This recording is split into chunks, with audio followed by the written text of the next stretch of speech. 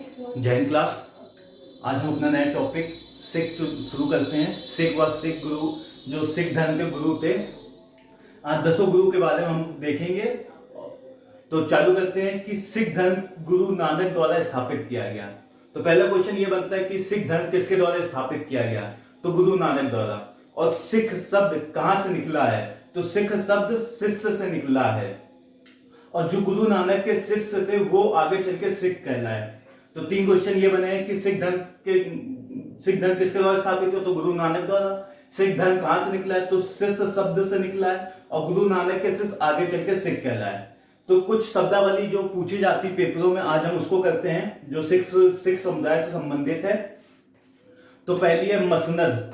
जो गुरु के प्रतिनिधि जो मसद वसूल करते थे उसे मसंद कहते थे। तो मसंद कौन होते थे? जो गुरु के प्रतिनिधि जो मसद वसूल करते थे। और मसद क्या होता था? मसद होता सिखों की आय का वह 10वां भाग जिसे इसे दशांश कहते थे। जो सिखों की आय का 10वां भाग लिया जाता था कर के रूप में, उसे मसद कहते थे। और मसद को एक नाम से और जानते हैं, दशांश। और इसी को जकात, जो मुस्लिमों की आय का 2.5% होता था, उसे जकात कहते हैं। जो मुस्लिमों द्वारा, मुस्लिम जो मुगल थे उनसे लिया जाता था, मुस्लिमों से। आगे एक शब्द आता है सहलंग। जो मसद द्वारा दीक्षित व्यक्ति होता था उसे सहलंग कहते थे। मेली मसंद के सहायक होते थे। और खालसा गुरु के द्वारा दीक्षित व्यक्ति, और खालसा का अर्थ होता है पवित्र। यहां लिख देते हैं पवित्र।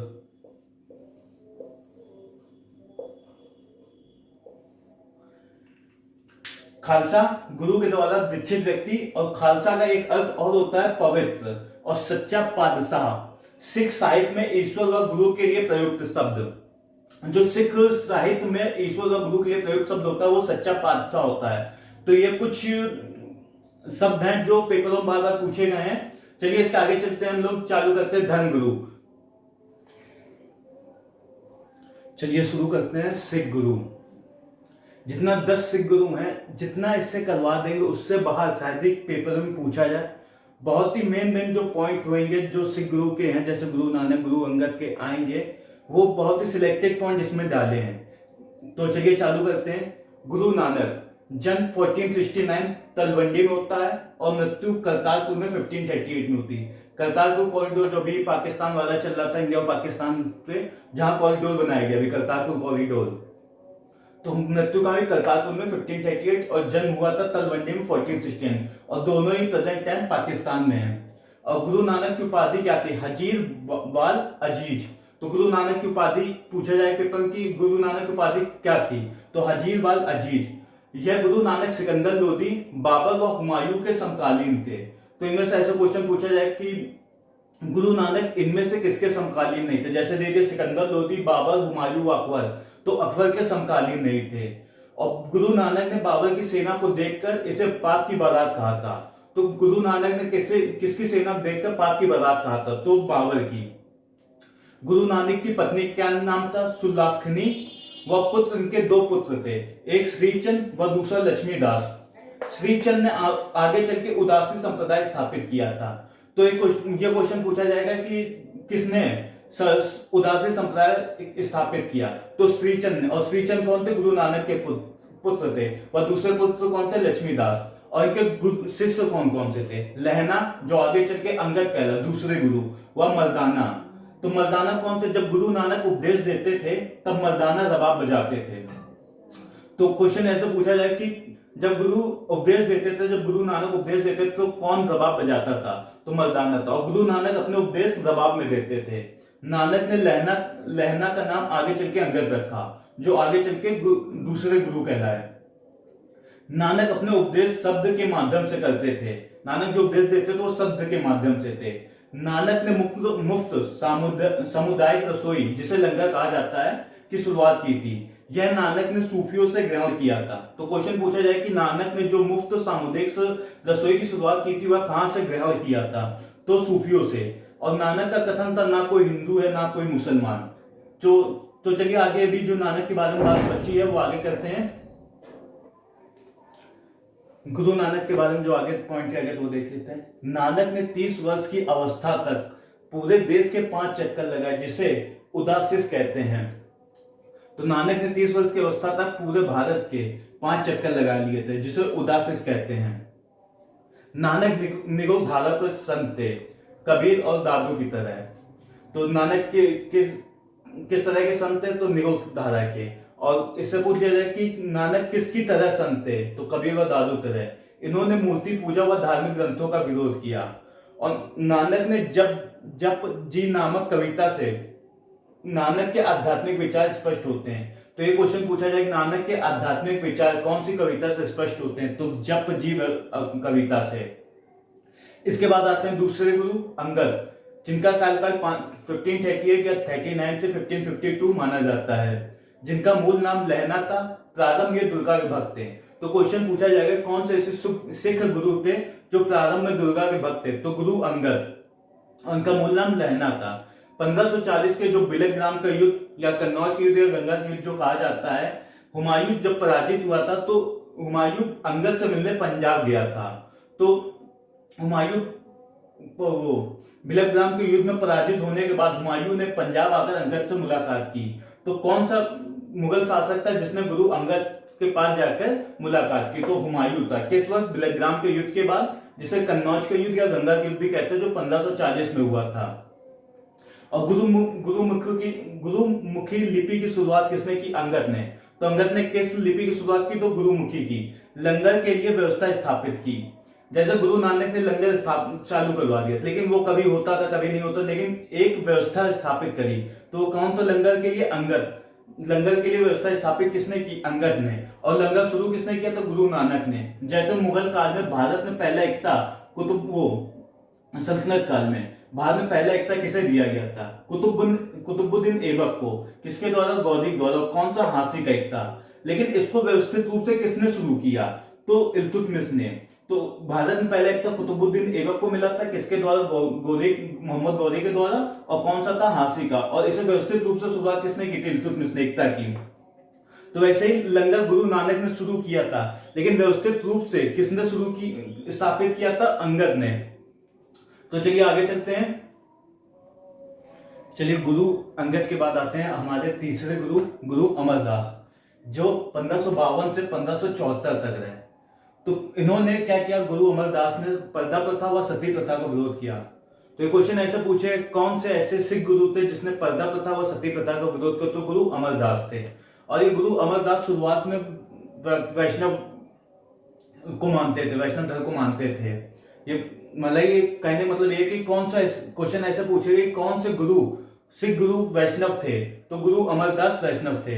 अमरदास ने नानक अंगद व स्वयं मतलब गुरु अमरदास के विचारों को संकलित कर गोविंदवाल पोथिया बनाया। तो क्वेश्चन पूछे गोविंदवाल पोथिया में किसके किसके विचार संकलित हैं? तो नानक के, अंगद के व गुरु अमरदास के। इन्होंने आनंद भाव नामक पद की रचना की। तो आनंद भाव पद की रचना किसने की? गुरु अमरदास ने। गुरु अमरदास इकलौते ऐसे गुरु थे जो खेती व व्यापार करते थे। सिख गुरुओं में इकलौते ऐसे गुरु जो खेती व व्यापार करते थे, वह थे गुरु अमरदास। इसीलिए इन्होंने अपने शिष्यों को पारिवारिक जीवन में बने रहने की सलाह दी। गुरु अमरदास की एक खासियत और थी, जो व्यक्ति लंगर नहीं खाता था या लंगर नहीं लेता था, वह उनसे नहीं भेंट करते थे, उसे वहीं से वापस कर देते थे। हिंदुओं से अलग विवाह पद्धति को अलग किया और लवन नाम पद्धति की शुरुआत की। तो हिंदुओं की जैसी विवाह पद्धति होती थी जिसमें 7 फेरे वगैरह लिए जाते थे, उससे उस पद्धति से अलग हटके एक नई पद्धति लाए जिसको लवन कहा गया है, जो सिखों में अभी भी होती है। गोंदुदावाला में प्रथम गद्दी स्थापित की। इसके अलावा 22 अन्य गद्दी स्थापित की। तो गुरु अमरदास ने प्रथम गद्दी कहां स्थापित की? तो गोंदुदावाला में। और अन्य कितनी स्थापित की? 22 अन्य गद्दी स्थापित की। इनकी पुत्री बीबी भानी थी, जिसका विवाह रामदास से हुआ था, और अकबर ने बीबी भानी को 500 बीघा भूमि दान दी थी। तो क्वेश्चन ये पूछेगा कि बीबी भानी किसकी पुत्री थी? तो गुरु अमरदास की। और बीबी भानी विवाह किससे हुआ? बीबी भानी का विवाह रामदास से हुआ, और अकबर ने बीबी भानी को 500 बीघा भूमि दान दी थी। चलिए आगे चलते हैं। चलो हमारे चौथे गुरु रामदास, जो 1574 से 1581 तक रहे। गुरु के पद को पैतृक किया। इससे पहले गुरु का पद वसानुगत नहीं था, इन्होंने पैतृक किया। तो गुरु का पद किसने पैतृक किया? गुरु रामदास ने। रामदास ने विचार किया कि एक गुरु की आत्मा दूसरे गुरु में स्वयं चली जाती है। तो क्वेश्चन इस प्रकार पूछेगा कि कौन से सिख गुरु ने कहा है कि एक गुरु की आत्मा दूसरे गुरु में स्वयं चली जाती है? तो गुरु रामदास ने। गुरु रामदास के अकबर से अच्छे संबंध थे और अकबर से प्राप्त भूमि पर रामदासपुर व चक्र गुरु की स्थापना की। तो क्वेश्चन इस प्रकार पूछे कि रामदासपुर व चक्र गुरु की स्थापना किस सिख गुरु ने की? तो गुरु रामदास ने। रामदासपुर में संतोषसर व अमृतसर नामक दो तालाब बनवाए, जो आगे चलकर अमृतसर नगर कहलाए। तो संतोषसर व अमृतसर नामक तालाब किसने बनवाए? तो गुरु रामदास ने। और कहां पर बनवाए? रामदासपुर में। इसके बाद चलते हैं अपने पांचवें गुरु, गुरु अर्जुन देव, जो 1581 से 1606 तक रहे। अमृतसर में हरमिंदर साहिब के निर्माण की शुरुआत की। तो गुरु अर्जुन देव ने हरमिंदर साहिब, जो स्वर्ण मंदिर कहा जाता है, के निर्माण की शुरुआत की थी, लेकिन इसकी नींव मियां मीर ने रखी थी। तो हरमिंदर साहिब का निर्माण कार्य किसने शुरू किया? तो गुरु अर्जुन देव ने। वह हरमिंदर साहिब की नींव किसने लिखी? तो मियां मीर ने। अकबर ने अर्जुन देव को 500 किलो सोना दिया था और अर्जुन देव ने तरन तारण व करतारपुर बसाया। तो तरन तारण व करतारपुर शहर किसने बसाया? तो गुरु अर्जुन देव ने। और इन्होंने अनिवार्य आध्यात्मिक कर लगाया, जो 10% होता था। तो 10% आध्यात्मिक कर किसके द्वारा लगाया गया? तो गुरु अर्जुन देव के द्वारा। चलिए, गुरु अर्जुन देव के बारे में कुछ बातें रहेंगी, तो आगे आगे चलते हैं। ये अर्जुन देव के बारे में जो बाकी बातें रहेंगी वो जान लेते हैं। अर्जुन देव ने विद्रोही शहजादे खुसरो से तरन तारण ने मुलाकात की, वह जीत के आशीर्वाद दिया था। तो खुसरो व जहांगीर के बीच गद्दी को लेकर युद्ध चल रहा था।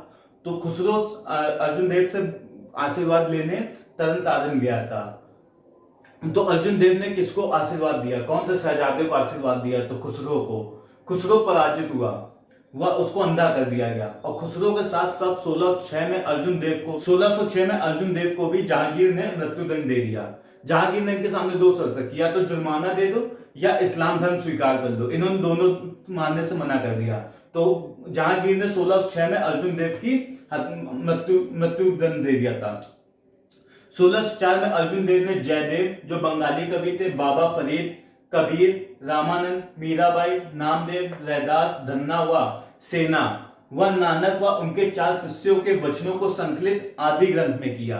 तो ये क्वेश्चन पूछा जाएगा कि आदि ग्रंथ में इनमें से कौन कौन सम्मिलित है या कौन कौन सम्मिलित नहीं है? तो आदि ग्रंथ में कौन कौन सम्मिलित है? जयदेव, बाबा फरीद, कबीर, रामानंद, मीराबाई, नामदेव, रैदास, धन्ना व सेना, और नानक व उनके 4 शिष्यों का वचन आदि ग्रंथ में सम्मिलित है।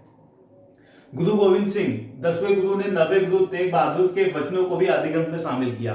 तो क्वेश्चन एक ये भी पूछा जाएगा कि अंतिम आदि ग्रंथ में किसको शामिल किया गया है? कौन से गुरु को शामिल किया गया? तो गुरु तेग बहादुर को। किसके द्वारा? गुरु गोविंद सिंह जो 10वें गुरु थे। आदि ग्रंथ में पहली रचना जयदेव की और अंतिम रचना तेग बहादुर की है। तो एक क्वेश्चन पूछा जाएगा कि आदि ग्रंथ की पहली रचना किसकी? तो जयदेव की। अंतिम रचना तेग बहादुर की है। तेग बहादुर जो 9वें गुरु थे, जो आदि ग्रंथ में अंतिम। चलिए आगे चलते हैं। छठे गुरु हमारे गुरु हरगोविंद, जो 1606 से 1645 तक रहे। इनकी उपाधि छोड़, दाता, बंदी व सच्चा पातशाह थी। तो गुरु हरगोविंद, क्वेश्चन ये पूछा जाएगा कि गुरु हरगोविंद की उपाधि कौन कौन सी थी? तो छोड़, दाता, बंदी व सच्चा पातशाह। इन्होंने 1609 में 12 फुट ऊंचा अकाल तख्त बंग स्थापित किया। तो क्वेश्चन एक ये बनता है कि 12 फुट ऊंचा अकाल तख्त बंग किसने स्थापित किया? गुरु हरगोविंद ने। और किस वर्ष? 1609 में। जहांगीर ने गुरु हरगोविंद को अपने पिता का जुर्माना न भरने का 2 वर्ष तक ग्वालियर दुर्ग में रखा। बाद में वो जहांगीर के साथ गुरु हरगोविंद के मधुर संबंध स्थापित हो गए थे और जहांगीर के साथ कश्मीर यात्रा पर गुरु हरगोविंद गए थे। तो क्वेश्चन ये पूछा जाए कौन सा सिख गुरु जो जहांगीर के साथ कश्मीर यात्रा में गया था? तो गुरु हरगोविंद। और अपने साथ 52 राजाओं को जहांगीर की कैद से मुक्त करवाया। तो 52 राजाओं को जहांगीर की कैद से किसने मुक्त करवाया? तो गुरु हरगोविंद ने। इसलिए इन्हें छोड़, दाता, बंदी की उपाधि मिली थी। हरगोविंद पहले सिख गुरु थे जिन्होंने शस्त्र धारण किए थे। तो पहले गुरु कौन था सिख का जिसने शस्त्र धारण किए? तो गुरु हरगोविंद थे। और सिखों को सैनिक संत बनाया। सैनिक के साथ साथ संत भी गुरु हरगोविंद ने बनाया था। गुरु हरगोविंद 2 तलवार अपने पास रखते थे। एक का नाम मीरी व दूसरे का नाम पीरी था। और शिवाजी के गुरु रामदास हरगोविंद से मिले थे। तो शिवाजी गुरु कौन थे? रामदास। तो रामदास किससे मिले थे? गुरु हरगोविंद से। चलिए गुरु हरगोविंद के बारे में भी कुछ बातें रह गई, वो आगे जानते हैं। गुरु हरगोविंद की जो बातें रह गई तो आगे देख लेते हैं। गुरु हरगोविंद का शाहजहां से झगड़ा, बाज को लेकर झगड़ा हुआ था अमृतसर 1628 में। क्या हुआ था झगड़ा में? शाहजहां का जो बाज था वो गुरु के कैंप में चला गया था, जिसे गुरु ने देने से मना कर दिया था। इस पीछे बाज को लेकर झगड़ा हो गया था, जो 1628 में अमृतसर में हुआ था। दूसरा झगड़ा हुआ था घोड़े को लेकर, जो बीगी चंद एक चोर था जिसने 2 शाही घोड़े चुराकर उसको गुरु हरगोविंद को सौंप दिए थे, और गुरु हरगोविंद ने शाहजहां को देने से वापस देने से मना कर दिया था। तो घोड़े को लेकर झगड़ा हुआ था लाहौर 1631 में। तीसरा झगड़ा हुआ था व्यास नदी के किनारे श्री गोविंदपुर के निर्माण को लेकर, जो करतारपुर में हुआ था 1634 में। और एक और झगड़ा हुआ था अमृतसर की किलेबंदियों को लेकर, शाहजहां झगड़ा हो गया था। तो ये कुछ झगड़े थे जो शाहजहां से हुए थे। पहले 2 में बाज को लेकर और घोड़े को लेकर शाहजहां की जीत, वो गुरु हरगोविंद की जीत हुई थी। लेकिन जो अंतिम जो तीसरा झगड़ा हुआ था व्यास नदी के किनारे गोविंदपुर में, करतारपुर वाला 1634 जो हुआ था, उसमें गुरु हरगोविंद की हार हुई थी। और हार के बाद गुरु हरगोविंद को कश्मीर जाना पड़ा, जहां उन्होंने कीरतपुर की स्थापना की, कीरतपुर नगर की स्थापना की। तो क्वेश्चन ये पूछा जाएगा कि वो करतारपुर का झगड़ा कब हुआ? 1634 में। जहांगीर का शाहजहां से हारने के बाद गुरु हरगोविंद कहाँ गए? तो कश्मीर गए। और कश्मीर में कौन सा नगर बसाया? तो कीरतपुर की स्थापना की थी। और 1645 में कीरतपुर में ही मृत्यु हो गई थी गुरु हरगोविंद की। चलिए आगे चलते हैं। हमारे सातवें गुरु हैं गुरु हरराय, जो 1645 से 1661 तक रहे। औरंगजेब ने गुरु हरराय को आदि ग्रंथ पर स्पष्टीकरण मांगने के लिए दिल्ली बुलाया था, लेकिन गुरु हरराय ने खुद ना जाकर अपने बेटे राम राय को मुगल दरबार में भेजा स्पष्टीकरण के लिए आदि ग्रंथ पे। तो क्वेश्चन ये पूछा जाएगा औरंगजेब ने किसे आदि ग्रंथ पे स्पष्टीकरण करने के लिए बुलाया था? तो गुरु हरराय ने। पर गुरु हरराय ने जाके कौन गया था? उनके बेटे राम राय को। और राम राय ने औरंगजेब से दोस्ती कर ली, जिससे नाराज होकर गुरु हरराय ने अपने छोटे पुत्र हरकिशन को अपना उत्तराधिकारी बनाया।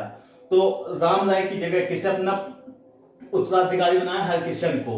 इसी के समय गुरु की गद्दी को लेकर विवाद हुआ। तो पहली बार गुरु की गद्दी को लेकर, सिख गुरु गद्दी को लेकर किसके समय विवाद हुआ? तो गुरु हरराय के समय। किसके बीच? हरकिशन और राम राय के बीच।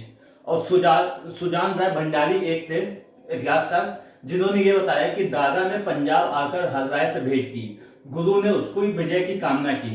तो क्वेश्चन इस प्रकार पूछा जाए कि कौन दादा, ये किसने कहा है कि दादा ने पंजाब आकर हरराय से भेंट की? तो सुजान राय भंडारी ने कहा है। चलिए आगे चलते हैं। 8वें गुरु, हमारे 8वें गुरु गुरु हरकिशन, जो 1661 से 1664 तक रहे थे। इस समय राम राय औरंगजेब के सहयोग से देहरादून में अलग गद्दी स्थापित कर ली थी। गुरु हरकिशन के भाई कौन थे? गुरु राम राय। राम राय के अनुयायी राम राय कहलाए। तो क्वेश्चन ये पूछा जाए किसने औरंगजेब के सहयोग से देहरादून में अलग स्थापित की? तो राम राय ने। और राम राय के अनुयायी राम राय कहलाए। तो गुरु हरकिशन ने सिखों को हिंदू कहा। तो कौन से गुरु ने सिखों को हिंदू कहा? तो गुरु हरकिशन ने। और गुरु हरकिशन की मृत्यु चेचक से हुई थी। इसके बाद आते हैं 9वें गुरु गुरु तेग बहादुर, जो 1664 से 1675 में रहे।